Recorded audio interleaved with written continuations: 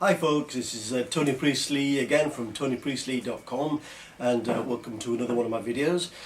This week I'm going to do something a little bit different and do a little walkthrough of one of my photographs, one of my conceptual images, and I'll show you how I constructed it in Photoshop, and you'll see how I do this, my little processes.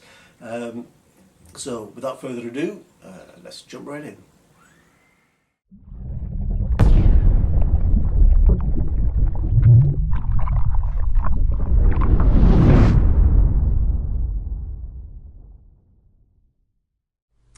Okay, so this is the image. It's an image that I call preparing for summer. Basically, it's a conceptual image about cleansing. That's the concept behind it: cleansing the skies, cleansing the soul, cleansing your inner being. And this came about. It was a bit of a miserable day actually. The model is a young lady called Gwyneth, who is originally from Cumbria, but she's studying acting down in Wigan, I think. But she comes home at weekends if she has any modelling work to do, so she quite happily turned up, even though it was miserable. I did give her the option to do it another day, but she was quite keen to work, even the weather wasn't perfect, because you can't actually see, but it was raining. So basically I'll do a run through, and this is basically Photoshop obviously, and these are all the layers that I used. It was a fairly basic image. It's not very difficult. She was there on the beach with the Henry the vacuum cleaner, and so there wasn't an awful lot of sort of manipulating to do compared to some of the images that I do. Anyway, so I'll take you to the start. And this is what I usually start with. That's basically what I start all my images with, which is a blank sheet, as it were, blank image, with the image size. Where are we? Image size 7,000 by 7,000 pixels. Now I do a square image when all my conceptual images are square. The only reason for that being is it differentiates from everything else that I do. So if I do portraits or landscape or any commercial work, it will be just normal shape, normal portrait or landscape formats. But I just fancied the conceptual photographs to be completely separate from everything else that I do, and I find that the square format sort of helps separate that. So that's the reason. So it's quite a big image, 7,000 by 7,000. Anyway, so the first thing I did, things aren't always in order. These are the layers that make up whatever you do in Photoshop. And the way you work these images, the layers aren't always in order. So I won't start from the bottom and work my way up. I'll start somewhere further up, and that's the original shot of Gwyneth on the beach, which was on the Solway. The sky was dreadful. It was just a grim, grey, dank, horrible day. So I took the sky out and pasted in another sky, which is much more pleasant. And of course these two don't match. I mean, that's taken on a sunny day and this is taken on a rainy day. So a fair bit of work to match them up, make them look correct was in need. And it's one of the hardest things to get right in doing photo manipulations, is getting the subject and say the sky or the background to match each other when in theory they were never really there. So that's the foreground, the background in, and then I added some clouds, some black clouds. They don't look like real clouds for the time being, but bear with me. And then white clouds, white puffy clouds. And then finally another cloud. Now the cloud looks a bit odd at the moment, but it all will become apparent. Now where do we go next? Go to that. Now this, as you can see, clicking it on and off, is just an extension of the vacuum cleaner. I'll zoom in. I just extended it in Photoshop. It's actually two of the hoses joined together, and as you can see, if you can see here, it doesn't match. I'll move it further up. The idea is that she's sucking that cloud up with the vacuum, but these don't match. So I had to make them match. So I used a curves layer.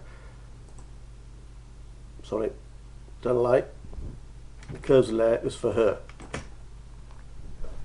I'll zoom back out again. The curves layer was making her and the background match the sky in brightness, and then that was just a bit of, I don't know if you can see, I'll just zoom in a bit. Oops, too far.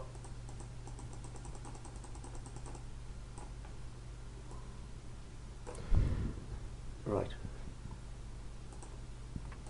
As you can see, it's just a bit of what we call dodging and burning, just to make her look as though, I mean, she was there, but to make it look more of a shadow underneath, because it would have been, you know, the image is a lighter image. She would have shown more shadow underneath her arms and what have you. So after that, I think, as you can see now, the wand and the one that she's holding don't match. So I changed that, did another curves layer to make them match. Zoom back out again. So that's basically the image. Oh, the next thing I put in was some birds. Boom, there. Some birds in the distance. I always put birds in the skies. It just gives it a bit more interest, I suppose. And that basically is the image. That's the image constructed. So anything from there on, which are basically all these layers, are just building up the effect, the final effect, the final look of the image. So I started off by, I found it was just all too bright, too saturated. Sorry, so I unsaturated the image, the whole image slightly, and then I changed the colour in the colour balance. So I've changed the colours in the shadows and the highlights, and then used what we call colour lookup tables, which are like a preset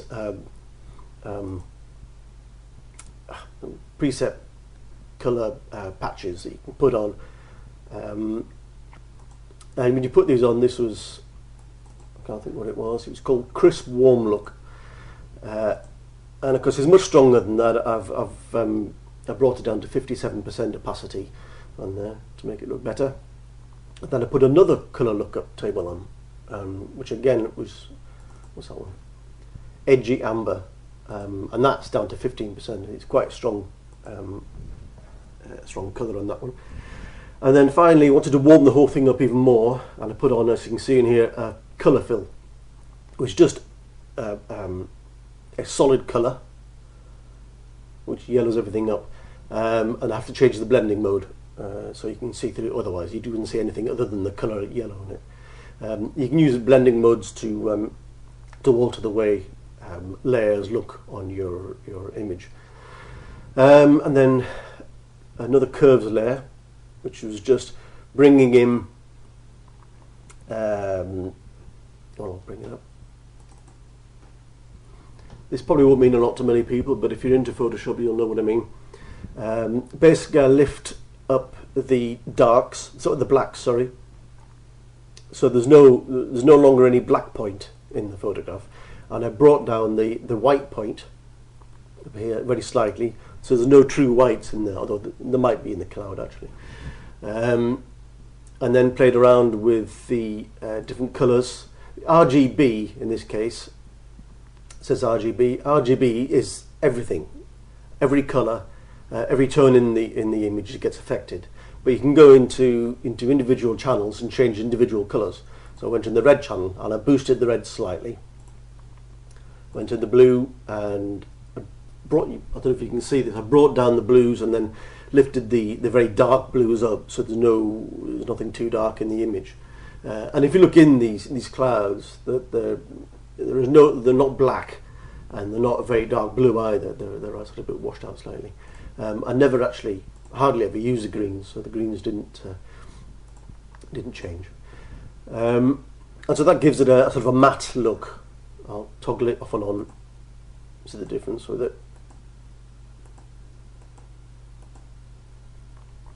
And then I put a vignette around it, a soft vignette. Now if I disable the, oops, sorry, oh yeah, if I disable the layer mask, you'll see that I've darkened the whole image.